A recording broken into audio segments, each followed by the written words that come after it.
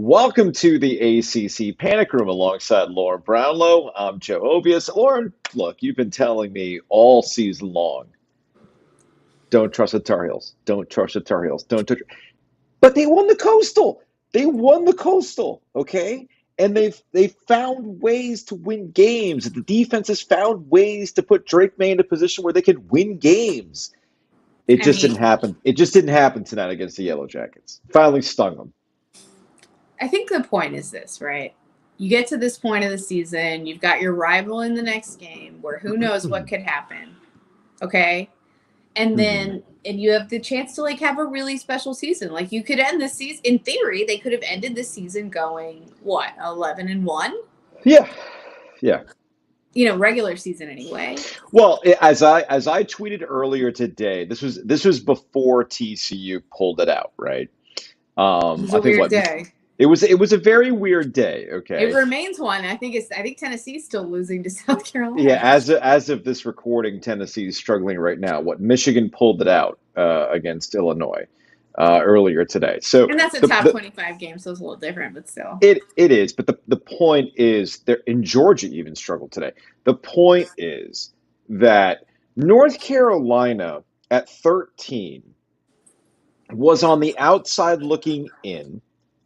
However, they could have had some things break their way, which has kind of been the theme of the season for the Tar Heels, where if they could get a break, they've gotten it. But you have to take care of your own business, and that obviously did not happen today against the Yellow Jackets, where they even did have their breaks. I mean, I honestly thought that they were going to pull it out. I was going to say, I thought they actually got things turned around for them in this game specifically. Like, if you thought they got breaks, they got the opposite in this game because anytime they got a chance to score, they managed to find a way not to. Well, the biggest one being, Josh Downs not at 100%, obviously. But even with Josh Downs not at 100%, he was in a position to make a game-winning play, and he dropped the ball on a fourth down. I would call that not a break. I would kind of call that the opposite of a break. That's fair. That's fair. And the defense defense was somewhat competent. It wasn't great. No, you can't say it was great because, again, one thing that Carolina's defense has done a good job of this year, we've spent plenty of time talking about in the Panic Room, is that they've at least made a play in the fourth quarter that has allowed North Carolina and Drake May, specifically the offense, why there's been this big Heisman push for Drake May. And they gave the offense chances in that game. They did. But the part where they didn't was on a 3rd and 9, a crucial 3rd and 9, where they just could not make a stop. And that's pretty much your ball game right there. I hear you. I still think it's clear that the offense deserves most of the blame in this game. Absolutely. I've caved for the offense all season, but Drake May didn't look at his best for sure. And then on the other side too, when you talk about breaks, you get a dude in the Georgia Tech quarterback whose name I cannot pronounce, and I'm so sorry. I think it's never mind. I'm not going to try. I'm just not going to be whatever. But that's a kid. That's a guy that was at Clemson, was very highly regarded coming out. Yes, he was. Yes, he was behind only Sam Howell in the recruiting rankings, right? I didn't even know he was still playing, to be honest. And I certainly didn't know he played at Georgia Tech. And this dude, I think he was the 3rd string quarterback at this point, if I'm not mistaken. Never taken a snap this season, and comes in there and Carolina can't stop him. Yeah, we're talking about Zach Gibson. So no, I'm talking about no. You're talking about Zach Gibson. No, you're not talking about Zach Gibson. Zach Gibson was fine, but I was also talking about fine. What's his name? You're talking about Tyson or Tyson. I think it's Tyson because they made a Mike Tyson joke. Yes, they made a Mike Tyson joke. Yes, you're right.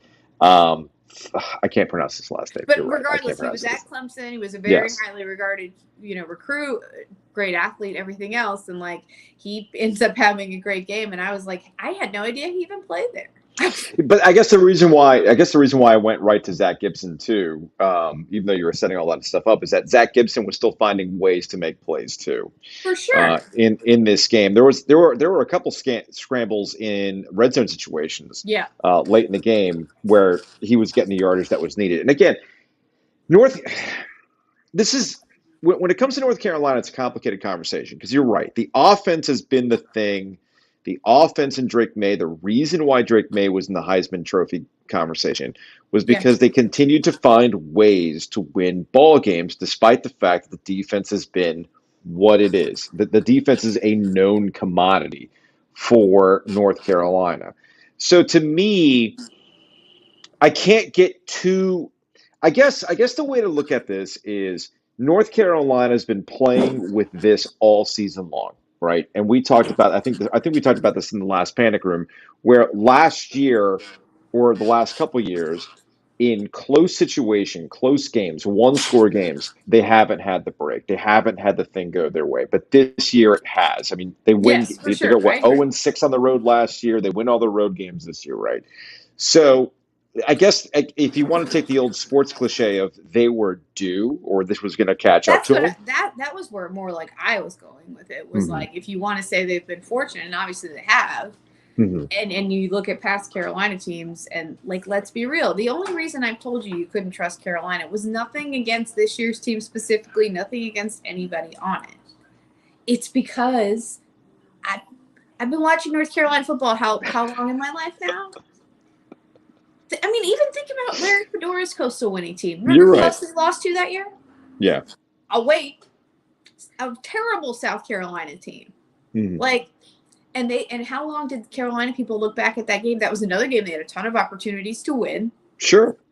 Shouldn't have been in that position to begin with. Like, add it all up. And they still managed to, like, are they further into the playoff conversation if that happens? You know, like, could they withstand a close loss to Clemson? Probably not still, but who knows? You know what I mean? And, like, that's the point is, like, that one extra game, you know, that they kind of need to have. Like the Virginia game in 96.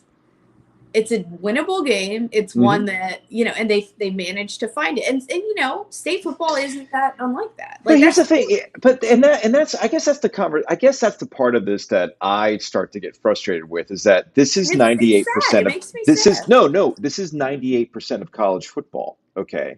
Not everybody's Alabama with Nick Saban most years than not. Not everybody is what Clemson has built up with Dabo over the last couple of years. You're 98% of college football programs are going to have games where you go, what the hell just happened? No, and I know. That happened to North Carolina today. Again, look, and we can't sit here and commend and like celebrate coastal chaos without having something that looks like coastal chaos at the end. Like, let me just give you an example, right? Like, if Carolina loses to Pitt, right, in a close, hypothetically, is anybody sitting here saying like, "What a fail"? No. Yes. Well, a little bit, but not like Georgia Tech. Not like Georgia Tech. Nah, I mean the way that Pitt season is gone. Yeah. Now I know what you're saying. They fired their coach. They're basically on their third and fourth QBs of the season. They had 18 touchdowns coming into this football game. I get everything that you're saying. I get everything that you're saying. But the point is, in college football, you're gonna have these weird ass results. Okay, you're just gonna have some strange results, and North Carolina's not immune to that. We knew this. No, nobody is. I hear you on all of that, right? And granted, like all the in-state programs are more or less middling to bad sometimes, so it's gonna be like that. But I mean, there was a weekend this year that all four of them won on the same day, and that hadn't happened in like an obscenely long amount of time. That's I'm sorry, that's not a big ask to think that like 4 of your Power 5 programs in a state could win a football game on the same day, is it? Like, is that so crazy to think about? And that's what I mean about North Carolina football. That's what I'm talking about, right? Is that, like, even in special years, it just feels like people come up just short. You know, they always manage to – Wake in 2006 was probably, like, the lone exception to that, right? I mean, everybody else has at least one game every season, even in special seasons, that they go, you know what? Really needed to have that one back. I was going to say, would you throw the Wake Forest season last year where they lost to State? Yeah, maybe. Oh, I'm sorry. No. I got that reversed. They lost to Clemson. There's no shame in losing to Clemson. They actually ended up beating State, but they ended up winning the Atlantic Division in that regard. So I mean, there's no shame in losing to Clemson most years. Even last year, given all the things that had gone on with Clemson last year. Anyway, but Wake lost to Carolina last year. Yeah. And that's what I'm saying. And then look at Wake this year. Like they lose to Clemson in that close one. Then they manage to like have 8 turnovers in a quarter and lose at Louisville.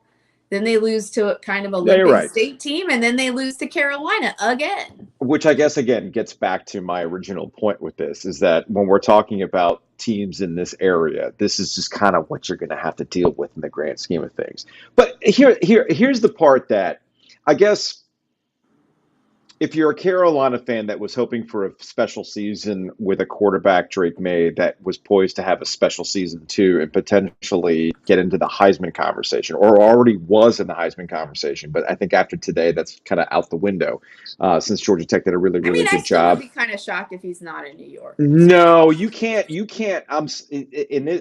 Given North Carolina's schedule, given the margin for error that they've had all year long, it was all predicated on the fact that he went out there and he kept doing it, right? Like I saw some Tar Heel fans on my timeline talking about, so much for the Heisman. Had they found a way to win that game and Drake May had a winning drive, then the conversation would have continued, because it's not like, the Heisman candidates out there are really having a glow up. Well, that's what I was saying. Like somebody said that to me about CJ Stroud and Northwestern, and I'm like, we're really going with QB wins here? No. But apparently they are, because apparently that's what keeps him alive and puts Drake May out of it. Well, in a way, yes, but that's kind of what the Heisman's about, right? Yeah. Isn't the Heisman? Like, for instance, the Heisman we always talk about. Who else is getting invited though? Like that's the thing. Like if Tennessee loses South Carolina, does he get invited? Drake May is still going to get invited, probably because of the overall number that he's. He's going to win it either, but he's not. He's not going to win it. I think before today, he was probably in a conversation to win it. I agree. Okay. And I think that's where the disappointment comes from too for Carolina fans. Like they didn't expect anything like the Coastal coming into the season, but you have this quarterback that almost seems to be superhuman in the way he's going to win these close games for you that they never historically, consistently could win. And then all of a sudden this happens, and so I get why there's a little bit more disappointment beyond just they won the Coastal, but then to have that happen is like, oof. So, North Carolina sees NC State next week, Black Friday. NC State's coming in this game a shell of itself. Do they have a quarterback left? No, they don't. Jack Chambers? I know that Dave Doran after the game talked about it's possible that MJ Morris can maybe play in this game against the Tar Heels, but you knew that it was a Jack Chambers, Ben Finley situation today. Jack Chambers was as Giglio likes to call a scratch-off ticket. They brought him here, older player. The idea being that they don't have to kind of worry about reps, freshness, whatever. You can go in there and know what he needs to do. Hasn't panned out. Fine, so be it. Well, but as somebody pointed out to me, a State fan, and I'd completely forgotten about this, the reason we saw so much Jack and that we didn't see a Ben Finley is because Jack doesn't turn it over. Yeah. And I hadn't even thought about that, but that is the way Dave's mind works too. He's not going to play a player that he thinks might turn it over. And I can see that in a game like Louisville too, especially they're without their quarterback. I get it a little bit more for sure. Oh, it's the same reason why we saw so much Bailey Hockman. I mean, Ben Finley has been in the equation for a while now. I mean, I remember, what was it, when Carolina was blowing out NC State a couple of years ago? No, he had a great put Ben Finley in there. And it's well, why? What are you going to do? What's that going to get you? But he had a great quarter. You're going to wreck the kid? I mean, yeah, he ended up having a good quarter. But the idea being what are you ultimately accomplishing here? To your point about what's consistent with Dave Doran at NC State, he's very loath to turn the ball over. We saw this with MJ Morris in the last game. Yes. Before he got hurt with an undisclosed injury that kept him out of this game. It's more applicable with the Matt Days situation. That was when people were like, "Why is he still playing?" And it's there's that too. There's that too. So I'm trying to find the right way to put this with the Wolfpack. At this point, it's very, very difficult to have any sort of real logical conversation with the Wolfpack because of what the quarterback situation has turned out to be, along with some of the other injuries that have happened so far this year, right? So this has become a larger conversation about Dave Doran and NC State. And I saw this on my timeline today, and they were just talking about, Andrew Carter, the News and Observer, had brought up Herb Sendek. 10 years of Herb Sendek, 10 years of Dave Dorn, things like that. Except that they're not comparable. They're simply not comparable. Herb Sendek came into an NC State basketball situation where we're still fresh enough from the end of the Valvano era, where that was always going to be hanging over whatever Herb Sendek did. And even though Herb Sendek had a relatively successful last 5 years before he took off to the desert, it's also important to know that things became untenable for Herb Sendek and what happened in the Wake Forest game at the ACC tournament and everything else. If Dave Dorn were to come back at NC State, it would never be to that situation as we saw with Herb Sendek in his final year before he took off for Arizona State. If he decided to come back, if the coaching carousel spit it out so that Dave Dorn ends up coming back, my guess is that there would be some changes to the coordinator position. Maybe Tim Beck doesn't come back, and people can look at what Dave Dorn's built over the last 10 years and say, you know what? Let's give him another go, even though you would still have some fans that are upset. It never was like that with Herb Sendek, so it's just not the same thing. Well, one similarity I think that you can draw is that by the time their tenures were like however many years in, the fans were tired of seeing their offenses play. Fair.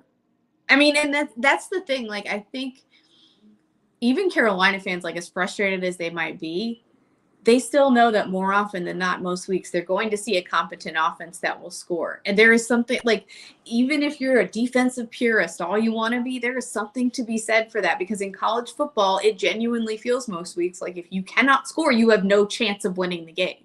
Yeah. You know what I mean? And so like to have a dynamic offense is something that I think makes things more fun. And when you feel like you either have a coach or a coordinator or a philosophy or whatever it is that doesn't allow you to have that kind of offense, and you feel like it could be there. It's sort of like Carolina fans in the defense, although I don't think it's as strong that way. Mm-hmm. You know what I mean? Like, yes, they're frustrated with the defense, but now they have like, Drake May quarterback. Like they're not too sad, right? But at the same time, like State, they've just kind of watched a lot of offenses like this, kind of regardless of the talent level, where they're afraid to open things up from time to time, afraid to kind of make a move to a quarterback that can maybe be a little more dangerous, even if it's a little more risky. And I think fans would rather see them open things up. And kind of, I think Herb was not quite the same, because you can't compare him in that way, but it is similar in the sense that like fans hated watching the offense and thought it was boring. Mm-hmm. And, right or wrong, I think that is a little bit of a crossover. Except as much as you can complain about the offense, there was success against North Carolina, right? As much as you can complain about the offense, they were still putting guys in the NFL. There were still things to point to that you could be happy with. Good years offensively. Like, I'm not saying they haven't. I'm just saying, like, overall, philosophically, with fourth down decisions, things like that, going for a score before the half, those types of things have always kind of driven State fans nuts about what goes on. And I mean, they're little things sometimes, but when you have an offense like this, they just tend to loom a little larger, especially when your defense is this special. Yes. And we saw that. We've discussed this. It's funny. North Carolina and NC State have kind of been the inverse, right? You're expecting North Carolina's offense to be perfect all season long and get you out of these situations. On the NC State side of the equation, everybody was expecting NC State's defense to be perfect all the time. They can't be perfect all the time. You got to play complementary football. And in the case of NC State, this goes even before the injury to Devin Leary. They were essentially playing not to lose. They were playing conservative. They didn't see the development at wide receiver. They did not see great play out of the offensive line, and then eventually caught up to them because the defense could not play perfect all the time. On the flip side of that, North Carolina, it's weird. I give North Carolina and Gene Chizik as much credit as I possibly can for what we saw the last time they won the Coastal Division. It was the type of team that was a bend, don't break, let the offense go carry the game. Until their bowl game. Until the bowl. Well, even in the ACC championship game, I know it came down to the onside